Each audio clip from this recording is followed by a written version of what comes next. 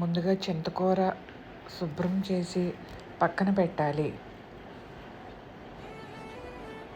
మటన్ని boil చేయాలి. కారం, ఉప్పు, పసుపు, వాటర్ వేసి ఒక 5-6 విజిల్స్ వేయించాలి.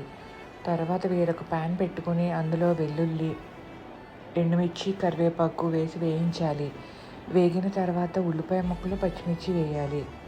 తర్వాత ఉల్లిపాయ పేస్ట్ వేసుకొని అల్లం వెల్లుల్లి పేస్టు వేసి బాగా వేగనివ్వాలి. వేగిన తర్వాత ఉడికించిన మటన్ వేసి మటన్లో ఉన్న వాటర్ కూడా పోసేయాలి.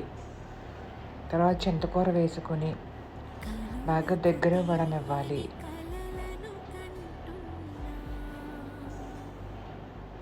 కొంచెం గరం మసాలా వేసుకొని దగ్గర పడ్డాక దించుకోవాలి.